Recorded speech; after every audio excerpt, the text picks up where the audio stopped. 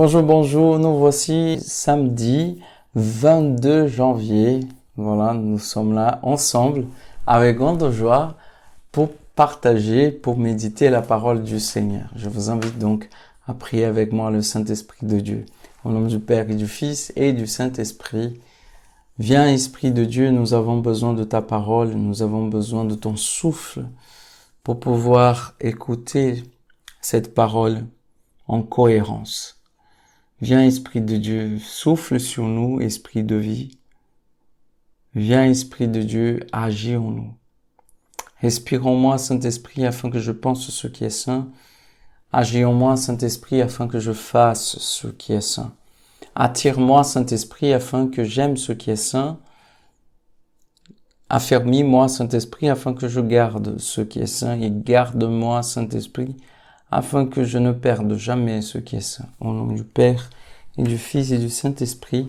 Amen. Aujourd'hui, donc, c'est samedi 22, nous allons méditer l'évangile de Saint Marc, chapitre 3, versets de 20 et 21. Donc, deux versets. Chapitre 3, versets 20 et 21. En ce temps-là, Jésus revint à la maison, où de nouveau la foule se rassembla, si bien qu'il n'était même pas possible de manger. Les gens de chez lui, l'apprenant, vinrent pour se saisir de lui, car il affirmait, il a perdu la tête. Voilà, Jésus est pris comme fou par sa propre famille. C'est très intéressant cela. La suite du Christ n'est pas facile. De fait, les propositions de l'Évangile nous conduisent à un chemin, à une porte étroite, un chemin étroit. Et la décision est individuelle. Voilà. Il se peut que les membres de nos familles, n'ont pas le même choix que nous. Voilà, n'ont pas le même choix que le nôtre. Il est également possible qu'ils nous prennent par défaut. Voilà. Nous condamnent. Ou encore, qu'ils nous persécutent. Mais quelque chose aussi qui est possible de se passer, parce que là, les membres de la famille du Christ viennent se saisir de lui. Il est possible aussi que nous-mêmes, avec notre tête, quelquefois nous essayons de saisir le Christ, saisir l'évangile, essayer de comprendre tout intellectuellement parlant, et comprendre cette logique, mais le Christ, sa logique n'est pas quelque chose que je puisse saisir. Dieu, je ne peux pas saisir, je ne peux pas faire le tour. Il faut me laisser saisir. Si j'essaye de saisir, je vais croire que la logique du Seigneur, la logique de l'Évangile est incohérente. Je vais croire qu'il est fou, moi aussi, non pas seulement les miens, ma famille, etc. Mais moi aussi, je peux arriver à cette constatation parce que l'Évangile est un chemin à l'inverse, en contre-courant de ce monde. Mais il faut se laisser saisir par lui. Voilà. Et lorsque nous nous laissons saisir par lui, il se peut que les nôtres, ceux que nous aimons, ne vont pas suivre tout à fait le Christ aussi. Et là, il faut être prêt à être considéré aussi fou, comme Christ lui-même a été considéré fou par les siens. Voilà. Et cette parole, elle peut être dure, mais elle possède certainement aussi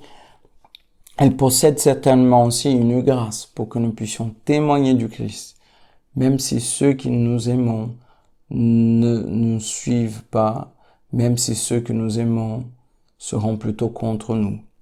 Voilà, le Christ est notre roc qui nous maintient stable, qui nous maintient inébranlable en lui, pour témoigner, pour adhérer et témoigner de son évangile.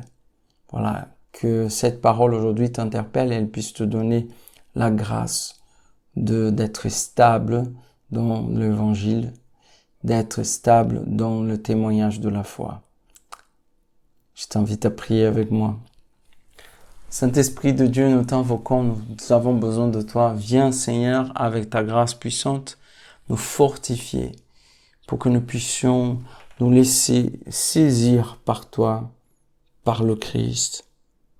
Oui, Saint-Esprit, apprends-nous à être dociles pour nous laisser saisir complètement par cette parole vivante et fortifie nos cœurs, Seigneur, pour que nous puissions témoigner, même lorsque ceux que nous aimons n'ont pas le même choix que nous. Amen. Que le Seigneur vous bénisse, qu'il vous garde et qu'il vous donne surtout d'assimiler et de mettre en pratique la parole du Seigneur. Lui qui est Père, Fils et Saint-Esprit. Amen. Merci beaucoup de nous avoir accompagnés cette semaine, de cette compagnie très agréable. N'hésitez pas à vous abonner à notre chaîne YouTube et à partager autour de vous, avec vos amis, vos familles, ces vidéos pour que plus de personnes puissent connaître le Seigneur. N'oubliez pas, être chrétien, ça signifie aussi de témoigner du Christ autour de nous. Voilà, merci beaucoup et à très bientôt pour une nouvelle méditation.